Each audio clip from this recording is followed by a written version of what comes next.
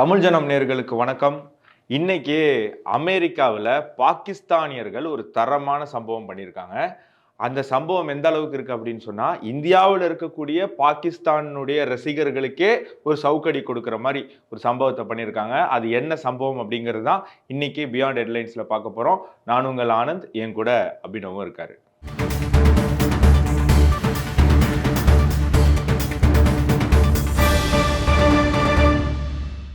அபினவ், நேற்று வீடியோவில் நிறைய கமெண்ட், நான் உங்களை பேச விடலை அப்படின்னு சொல்லி. அதனால் இன்னைக்கு நீங்கள் அதிகமாக பேசணும். ஏன்னா அவங்க என்ன சொல்கிறாங்கன்னா, உங்களுக்கும் எனக்கும் ஏதோ ஈகோ இருக்குது, அதனால் நம்ம நீங்கள் என்னையும் நான் உங்களையும் பேச விட மாட்டோம் அப்படின்னு சொல்லி கண்ணு வைக்கிறாங்க. நல்லா போயிட்டு இருக்கக்கூடிய விஷயத்தை கெடுக்கிறதுக்கு சில பேர் முயற்சி பண்ணுறாங்க. சில பேர் உண்மையிலேயே உங்கள் தரப்பு விஷயத்த பேச விடுங்க அப்படிங்கிற ஒரு நியாயமான கோரிக்கையும் வச்சுருக்காங்க. அதனால் இன்னைக்கு முழுக்க முழுக்க உங்களுக்கு அதிகமான நேரம் தரப்படும். நீங்க தாராளமாக பேசலாம். நான் என்ன புரிஞ்சுக்கிறேன் அப்படின்னா, கமெண்ட்ஸ்ல வியூவர்ஸுக்கு ஒரு விஷயம் தெரியும். ஆனா இங்க நேர்ல நின்று பேசும்போது நமக்கு தான் அந்த ப்ரெசன்டேஷன் எப்படி, அதில் உள்ள கஷ்ட நஷ்டங்கள் நமக்கு தெரியும். ஸோ எங்களால் முடிஞ்ச அளவுக்கு நாங்கள் கோஆர்டினேட் பண்ணி பண்ணுறோம். அதில் உங்களுக்கு சில குறைகள் இருக்குது அப்படின்றத நாங்கள் அப்படி புரிஞ்சுக்கிறோம். இதில் எந்த ஈகோ பிரச்சனை எதுவுமே கிடையாது.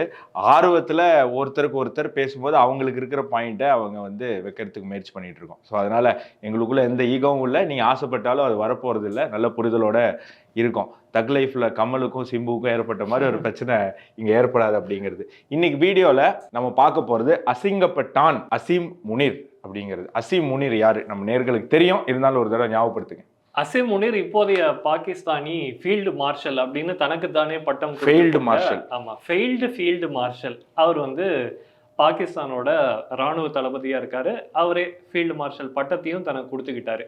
அவரை தான் அமெரிக்காவில் அசிங்கப்படுத்தியிருக்காங்க. என்ன அசிங்கப்படுத்தியிருக்காங்க அப்படிங்கிறத நம்ம பார்ப்போம். அதுக்கு முன்னாடி தமிழ் ஜனம் சேனல் சப்ஸ்கிரைப் பண்ணாமல் நீங்கள் இந்த வீடியோ பார்த்துட்டு இருக்கீங்கன்னா கண்டிப்பாக சப்ஸ்கிரைப் பண்ணுங்கள். ஏன்னா இன்னைக்கு தமிழகத்தில் தேசிய கண்ணோட்டத்தோடு இருக்கக்கூடிய ஒரே சேட்டலைட் தொலைக்காட்சி தமிழ் ஜனம் தான். ஸோ எங்களுடைய சேட்டலைட் தொலைக்காட்சியை உங்கள் டிவிலையும் பார்க்கலாம், டிஜிட்டல்லையும் பார்க்கலாம். டிஜிட்டலில் பார்க்குறவங்க கண்டிப்பாக சப்ஸ்கிரைப் பண்ணிவிட்டு இந்த வீடியோவை தொடர்ந்து பாருங்கள். இந்த மாதிரி நிறையா வீடியோ உங்ககிட்ட நாங்கள் சேர்க்குறோம்.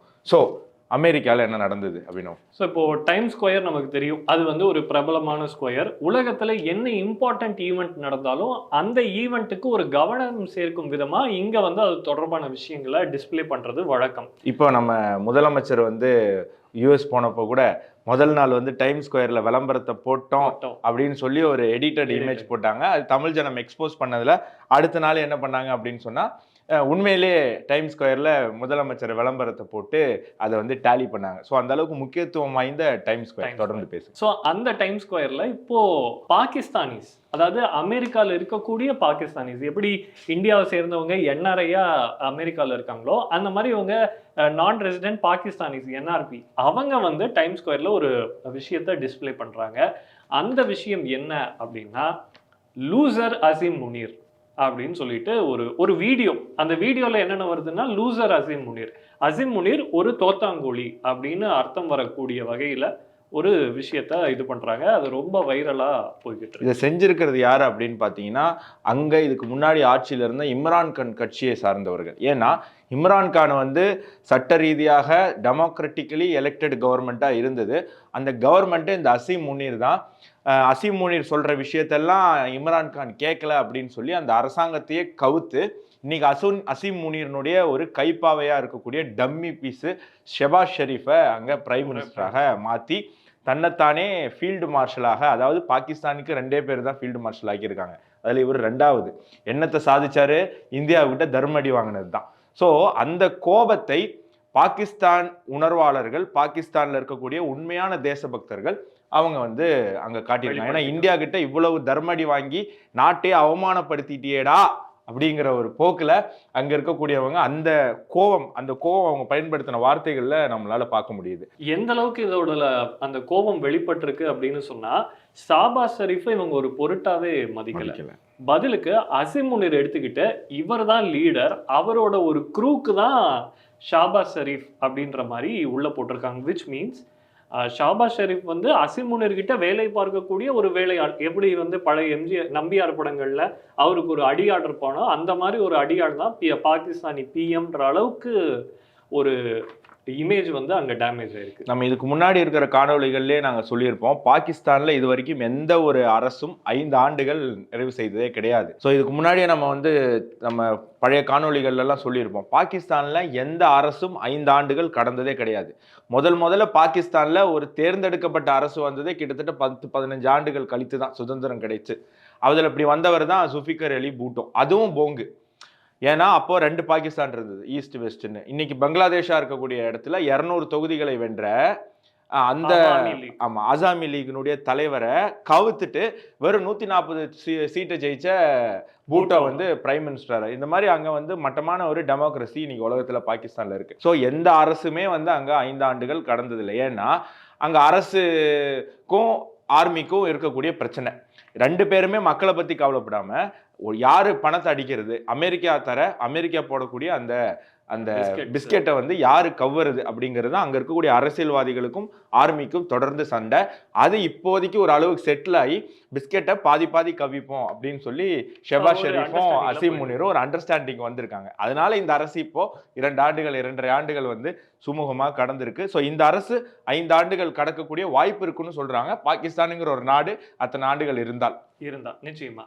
இதுல இன்னொரு கவனிக்கத்தக்க வேண்டிய விஷயம் என்ன அப்படின்னு சொன்னா, இந்த அரசாங்கத்துக்கும் இராணுவத்திற்கும் பிரச்சனை அப்படின்னு சொல்றதை விட, இராணுவம் இந்த அரசாங்கத்தை வச்சு இந்த நாட்டை வந்து ஆளணும் அப்படின்னு நினைக்குது. அதாவது இந்த கவர்மெண்ட்டை ஒரு ப்ராக்சியா வச்சுக்கணும், ஆனா நாட்டை ஆள்றது இந்த இராணுவம் தான் ஆளணுன்ற ஒரு மைண்ட் செட் அவங்க கிட்ட இருக்கு.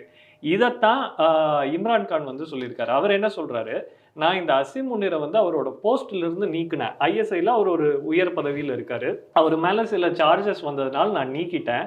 உடனே அதுக்கு எதிரான செயல்கள்ல அவர் ஈடுபட தொடங்கிட்டாரு. ஃபர்ஸ்ட் என் ஒய்ஃபை வந்து அப்ரோச் பண்ணாரு இதை சால்வ் பண்றதுக்கு. அது முடியலன்னொடனே லேட்டர் ஆக்ஷன், அதனுடைய எதிரொலி தான் அவருடைய பதவி நீக்கம்ன்ற லெவலுக்கு அவர் வந்து ஒரு குற்றச்சாட்டை வைக்கிறாரு. ஆனா இதுல நம்ம ஒண்ணு புரிஞ்சுக்கணும். இந்தியாவில் ராகுல் காந்தி சில நாட்களுக்கு முன்னாடி ஒரு ஸ்டேட்மெண்ட் தராரு.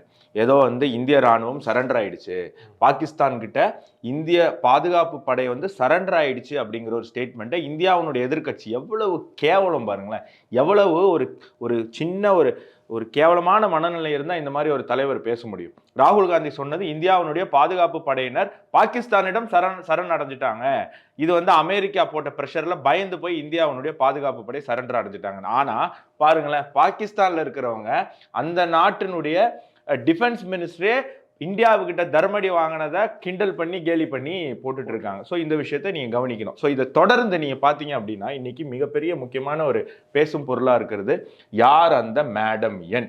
எப்படி தமிழ்நாட்டில் யார் அந்த சார், யார் அந்த தம்பி அப்படின்னு இந்த திமுக அரசை போட்டு வாட்டி வதக்குறாங்களோ மக்கள், அதே மாதிரி இப்போ பாகிஸ்தானுக்கு ஒரு மிகப்பெரிய தலைவலி வந்திருக்கு.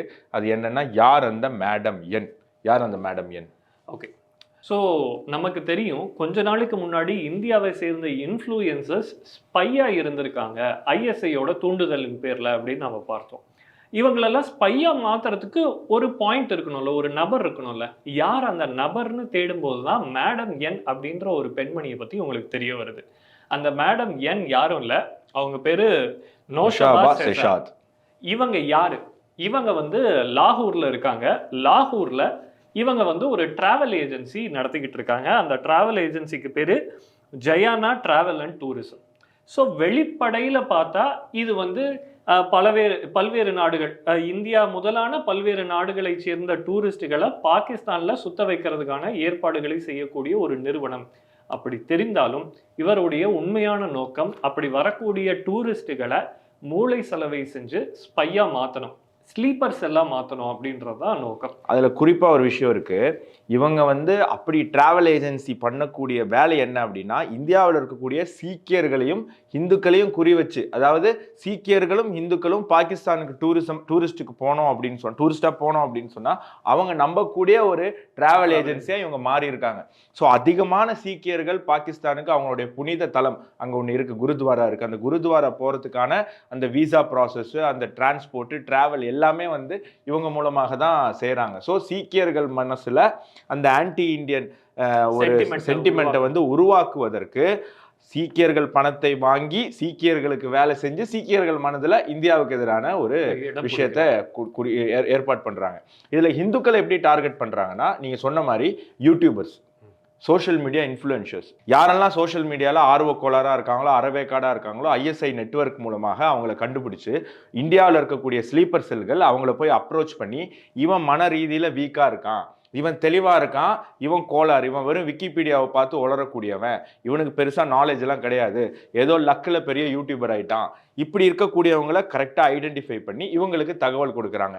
இவங்க உடனே அவங்கள காண்டாக்ட் பண்ணி, நீங்கள் சூப்பராக பண்ணிகிட்டு இருக்கீங்க, எனக்கு வந்து உங்களுக்கு ஏதாவது பண்ணணும்னு தோணுது, நீங்கள் வரீங்களா பாகிஸ்தானுக்கு, பாகிஸ்தானுக்கு கூட வர வேண்டாம், நீங்கள் நேபாளுக்கு வரீங்களா, நீங்கள் வந்து பூட்டானுக்கு வரீங்களா, நீங்கள் வந்து மலேசியாவுக்கு வரீங்களா, அங்கே நம்ம சந்திப்போம் அப்படின்னு சொல்லி இந்தியாவில் இருக்கக்கூடிய யூடியூபர்களை, தமிழ் யூடியூபர் கூட, அது நம்ம அடுத்த ஸ்லைடில் பார்க்க போகிறோம், இந்தியாவில் இருக்கக்கூடிய யூடியூபர்களை வெளிநாடுகளுக்கு வர வச்சு அங்கே சந்தித்து அங்கே வந்து அவங்கள பிரெயின் வாஷ் பண்ணுறது. நான் சொன்ன மாதிரி யாரெல்லாம் வீக்காக இருக்காங்களோ, தெளிவாக இருக்கிறவங்ககிட்ட போக மாட்டாங்க, இவன் தெளிவாக இருக்கான் இவங்ககிட்ட போகாதீங்க சிக்கிப்போன்னு தெரியும். ஸோ எவன்லாம் லூஸோ எப்படியோ ஃப்ளூக்கில் யூடியூபர் ஆகி ஒரு 2 மில்லியன் 3 மில்லியன் ஃபாலோவர்ஸை தேத்துறானோ அவங்களெல்லாம் ஐடென்டிஃபை பண்ணி இவங்க வந்து அப்ரோச் பண்ணி ஒரு பெரிய நெட்வொர்க், இது வரைக்கும் 500 இந்தியன் சோஷியல் மீடியா இன்ஃப்ளூயன்சர்ஸை இவங்க கண்ட்ரோலில் வச்சுருக்காங்க. அந்த திட்டம் இருக்கிறது.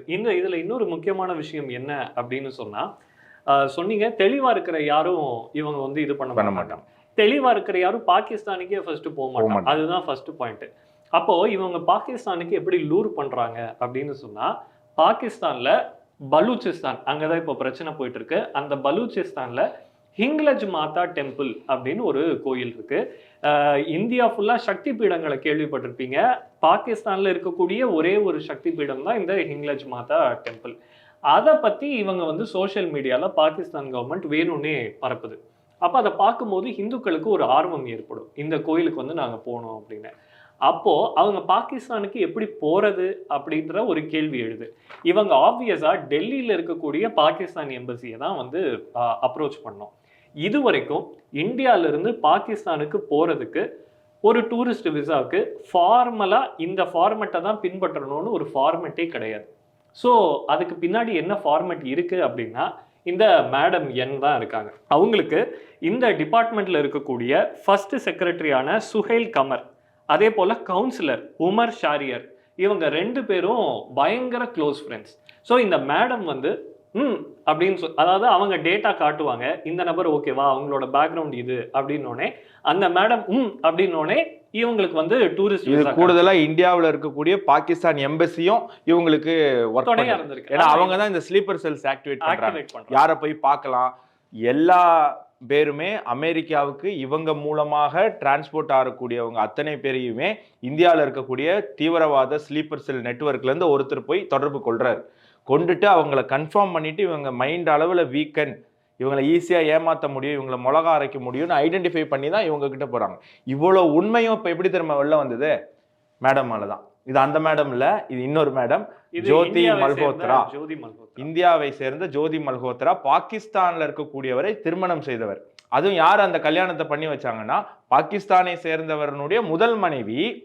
இவங்களை ஐடென்டிஃபை பண்ணி இந்த ஸ்லீப்பர் செல் நெட்வொர்க் மூலமா ஜோதி மல்ஹோத்ராவை ஐடென்டிஃபை பண்ணி, என் புருஷனுக்கு நீ தான் கரெக்டா இருப்ப, பொண்டாட்டியா நீ தான் தகுதியானவள், என் புருஷனை சந்தோஷமா உன்னாலதான் வச்சுக்க முடியும்னு முதல் பொண்டாட்டி இவங்களையும் புருஷனையும் சேர்த்து வச்சு அந்த 3 பேருமே சந்தோஷமா ஹனிமூன், 3 பேருமே ஹனிமூனுக்கு போயிருக்காங்க. எங்க போயிருக்காங்க? ஹனிமூனு பாகிஸ்தானுக்கு போயிருக்காங்க. ஸோ பாகிஸ்தான்ல போய் பாகிஸ்தானுக்கு ஆதரவாக வீடியோக்கள் எல்லாம் போட்டுட்டு இருந்த ஜோதி மல்ஹோத்ராவை சமீபத்தில் இந்தியாவில் கைது பண்ணாங்க. அப்படி கைது பண்ணி விசாரிக்கும் போது தான் இவ்வளவு உண்மையும் வெளியே வருது. இந்த மேடம் என் அப்படிங்கிற இந்த செஷாதனுடைய இந்த இவ்வளவு பெரிய ஒரு நெட்வொர்க்குமே எக்ஸ்போஸ் ஆகுது. இப்போ எல்லாருக்கும் ஒரு சந்தேகம் இடலாம், பாகிஸ்தானுக்கு போறதுன்னா இவங்க மூலமா மட்டும்தான் போக முடியுமா, வேற ஏஜென்சியே இல்லையான்னு கேட்டா இல்லை. ஏன்னா பாகிஸ்தான் போறதுக்கு, குறிப்பா பில்கிரிமேஜ் போறதுக்கு இவர்களுடைய ஏஜென்சி மட்டும்தான். அதுக்கு பேரு யுவாக்கி ட்ரஸ்ட் ப்ராப்பர்ட்டி போர்டுன்னு சொல்றாங்க. அந்த போர்டோட மேடம் என் லிங்க்ல இருக்காங்க. ஸோ இவங்க 2 பேரும் சேர்ந்து தான் இந்த ரெக்ரூட்மெண்ட்டே ரன் பண்றாங்க. எஸ். ஸோ இவ்வளவு பெரிய விஷயம் வந்து இவங்களை கூப்பிட்டு விசாரிச்சதுல இன்னைக்கு வெளியே வந்திருக்கு. ஆனா நம்ம தமிழ்நாட்டில் இருக்கோம். தமிழ்நாட்டிலையுமே ஆப்ரேஷன் சிந்தூர் சமயத்தில் நீங்கள் பார்த்துருப்பீங்க, சில யூடியூபர்ஸ் வந்து பாகிஸ்தானுக்கு ஆதரவாக பேசியிருப்பாங்க. I love Pakistan, I don't hate Pakistan, இப்படியெல்லாம் வந்து தமிழ்நாட்டில் ஒரு மஞ்ச சொக்கா யூடியூபர் ஒருத்தர் உட்காந்து பயங்கரமாக பேசினார்.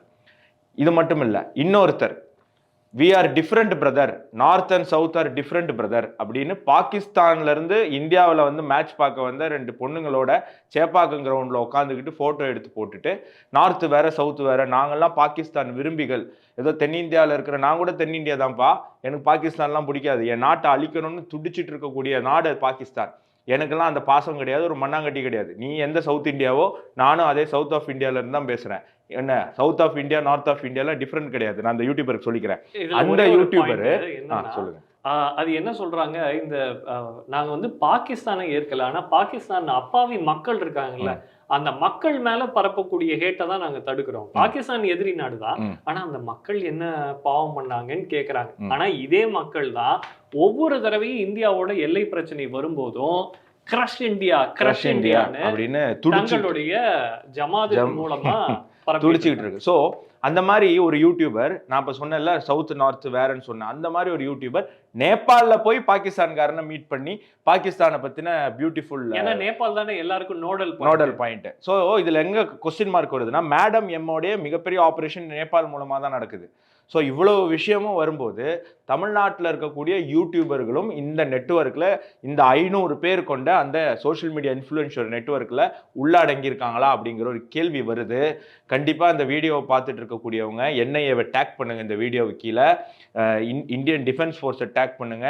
இந்தியாவில் ஆப்ரேஷன் சிந்தூர் சமயத்தில் பாகிஸ்தானுக்கு ஆதரவாக பேசிய YouTubers, social media influencers, cinema பிரபலங்கள் அத்தனை பேரையுமே வந்து கைது பண்ணி விசாரிக்க, ஜோதி மல்ஹோத்ரா மாதிரி விசாரிச்சா அவங்கெல்லாம் எப்படி மேடம் என்னோட கனெக்ட் ஆயிருக்கா, என்னத்தை மேடம் என்ன அந்த பாகிஸ்தான் நௌஷாத் ஷெஷாதோடைய கனெக்டடா இருக்காங்களா அப்படிங்கிற உண்மைகள் வெளில வரும். நீங்க கவனிச்சிருப்பீங்க, ஆப்ரேஷன் சிந்தூர் சமயத்துல பாகிஸ்தானை விமர்சனம் பண்ணி ஒரு பெரிய பாலிவுட் ஆக்டருமே வந்து கமெண்ட் பண்ணியிருக்க மாட்டாங்க, ஒருத்தரும் பேசல. சில பேர் பேசியிருப்பாங்க, பட் பிரபலமான 3 காணுமே பேசல. ஏன்னா அவங்களுக்கு எல்லாருக்குமே பாகிஸ்தான்ல அவங்க படம் ஓடணும், துபாயில அவங்க படம் ஓடணும். ஸோ துபாயிலையுமே பாகிஸ்தான்லையுமே யூஏஇல எல்லாம் வந்து அவங்க படத்தை பார்க்கறதுக்கு பாகிஸ்தானியர்கள் வரணும். எங்க பாகிஸ்தானுக்கு எதிராக பேசினா எவ்வளவு கேவலம், எவ்வளவு சீப் மென்டாலிட்டி. என் படத்தை பார்க்கணுங்கிறதுக்காகவே தேசத்துக்காக நான் பேச வேண்டிய நேரத்துல அமைதியா இருக்கிறவங்களுக்கு எல்லாம் வெக்கமான சூடு சொல்றேன் இல்லையா அப்படிங்கிற ஒரு கேள்வி இங்க எழும்புது. ஸோ அவங்களும் இந்த மேடமோட நெட்வொர்க்ல இருக்காங்களாங்கிறத நம்ம வந்து உறுதி பண்ணணும். நிச்சயமா. இதுல இன்னொரு கவனிக்கத்தக்க வேண்டிய விஷயம் என்ன அப்படின்னு சொன்னா, எனக்கு அந்த ஆக்டர் பேர் ஞாபகம் இல்லை, அவரு பாகிஸ்தானை சேர்ந்த ஒரு ஆக்டர். அந்த ஆக்டரை இவங்க எப்பவுமே இந்தியா கூப்பிட்டு நீங்க நடிச்சே ஆகணும் அப்படின்னு சொல்லி அவரை நடிக்க வைப்பாங்க. இந்த தடவை அந்த ஆபரேஷன் சிந்தூர் பிரச்சனையின் போது அவர் பாகிஸ்தானுக்கு ஆதரவா தான் குரல் கொடுக்கிறாரு. ஆனாலும் அவர் மீதான பாசத்தை இவங்க நிறுத்தி, பாகிஸ்தான் நடிகர்கள் பாகிஸ்தானுக்கு ஆதரவா பேசுவாங்க, இந்தியா நடிகர்கள் இந்தியாவுக்கு ஆதரவாகவும் பேச மாட்டாங்க, பாகிஸ்தானுக்கு எதிராகவும் பேச மாட்டாங்க. எவ்வளவு ஒரு மட்டமான ஒரு இதுல மைண்ட் வச்சிருக்காங்க அப்படிங்கிறது ஒரு பெரிய கேள்வி. ஒரு ஈவெண்ட்ல ஷாருக் கான் சொல்றாரு, எனக்கு வந்து ஃபாதர் கண்ட்ரி பாகிஸ்தான், ஏன்னா நான் பத்தான், எங்க அப்பா பத்தான், எங்க அம்மா வந்து ஃப்ரம் இந்தியா, ஸோ இந்தியா வந்து மதர் கண்ட்ரி, இன்னும் எனக்கு மாமா கண்ட்ரி, அந்த கண்ட்ரி, இந்த கண்ட்ரின்னு நிறைய கண்ட்ரி வரும்ன்ற மாதிரி அவரே எங்க கிரிக்கெட் ஈவெண்ட்ல சொல்றோம். அப்படி பார்த்தா பல இந்துக்களுக்கு எல்கே அத்வானில இருந்து பல பேருக்கு வந்து பாகிஸ்தான் தான் வந்து ஃபாதர் கண்ட்ரி. அதுக்குன்ட்டு அவங்க எல்லாம் எல்லா நேரத்திலயும் பாகிஸ்தானுக்கு ஆதரவாக இருந்தாங்க. பாகிஸ்தான் தப்பு பண்ணும்போது தப்பு பண்ணுது அப்படின்னு சொல்றது. ஸோ இந்த பாலிவுட் ஆக்டர்ஸ், இந்த யூடியூபர்ஸ், குறிப்பா தமிழ்நாட்டில் இருக்கக்கூடிய இந்த யூடியூபர்ஸ், சவுத் இஸ் டிஃப்ரெண்ட் பிரதர்னு சொன்ன யூடியூபரும், இந்த மஞ்ச சோக்கா போட்ட யூடியூபரும், இந்த 2 யூடியூபரையுமே என்ஐஏ கைது பண்ணி தட்டி விசாரிச்சா மேடம் என் கூட இருக்கக்கூடிய அவங்களுடைய நெட்வொர்க் எக்ஸ்போஸ் ஆகும் அப்படிங்கிறத இந்த வீடியோ மூலமா நாங்கள் சொல்லிக்கிறோம். ஸோ அடுத்த ஒரு காணொலியில் மீண்டும் சந்திப்போம். நன்றி, வணக்கம், ஜெய்ஹிந்த்.